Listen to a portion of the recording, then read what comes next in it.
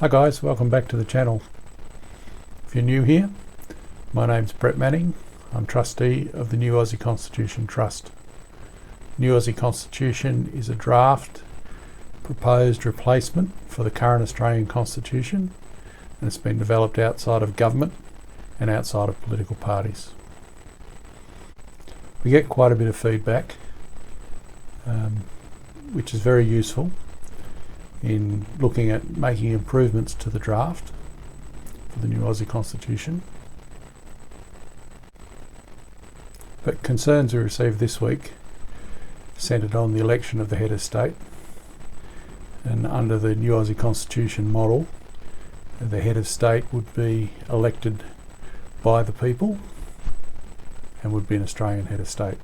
And it was argued what would happen is that either the government, politicians, or people with lots of money would force the selection of nominations such that the ordinary people wouldn't have much of a choice as to who to elect as the head of state.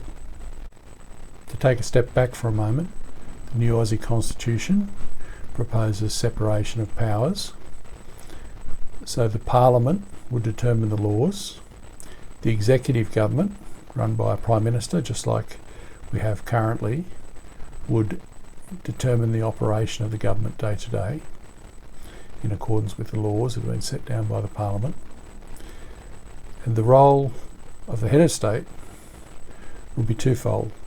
One, it would be as a ceremonial head of state, just as occurs with the Governor-General now.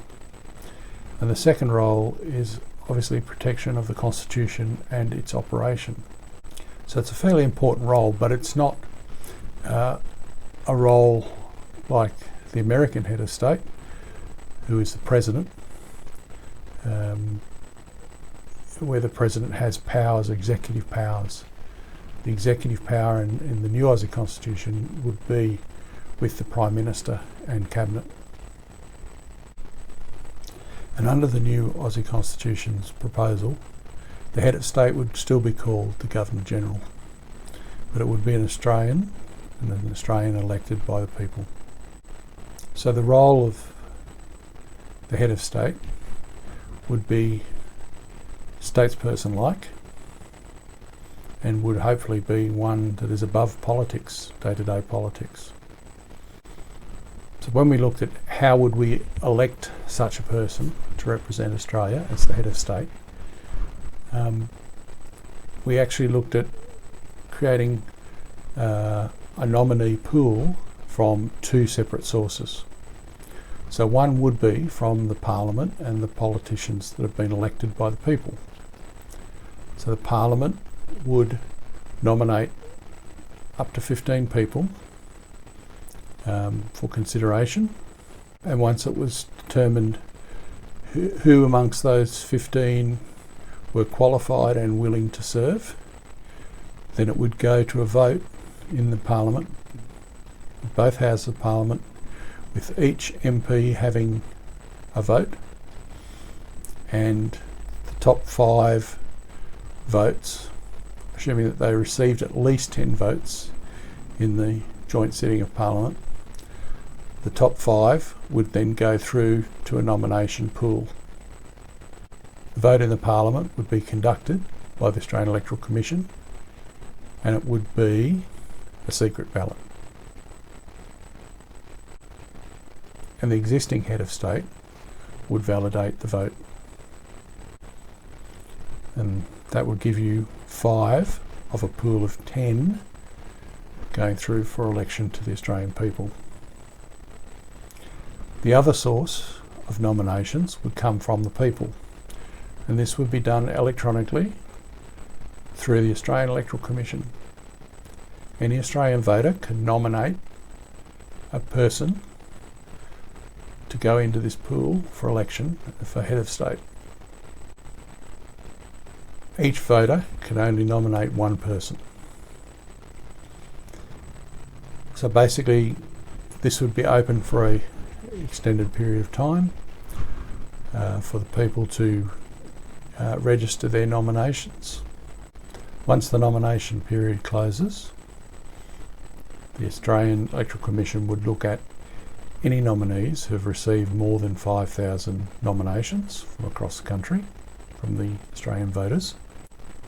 And then the Australian Electoral Commission would work down the list from the number one nomination until they had 5 persons who were both qualified and willing to serve. And that would provide the second 5 for a pool of 10 nominations for election by the people.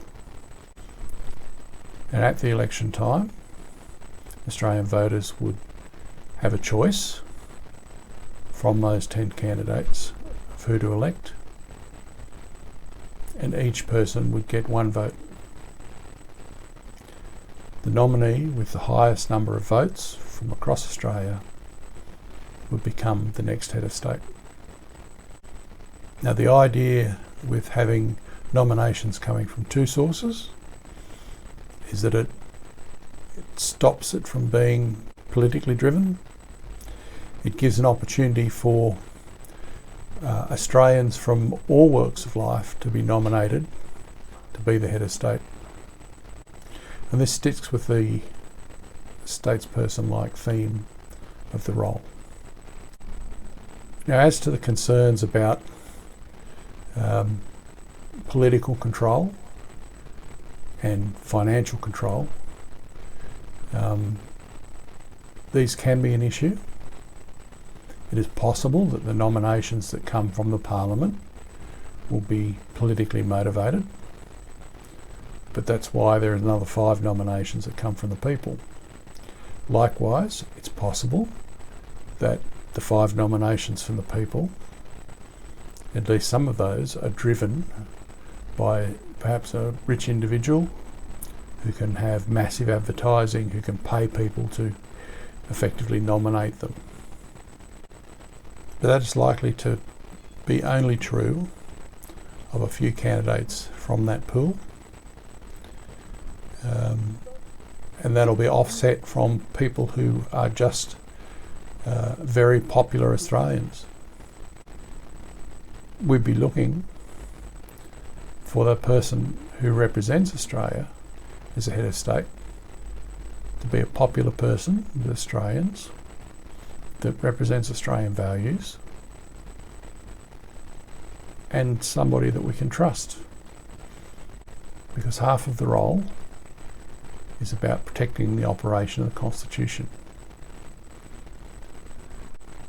So while it's not possible to totally eliminate financial interference or to eliminate political interference,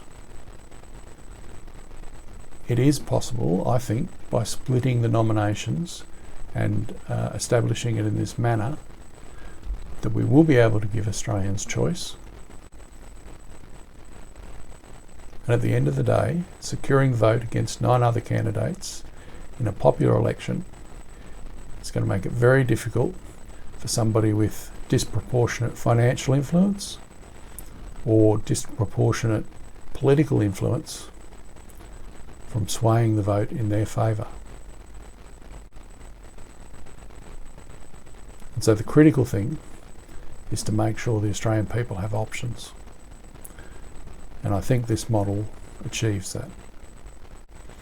If you'd like to know more about the new Aussie Constitution and the new Aussie Constitution Trust, please visit the website at www.newaussieconstitution.com.au.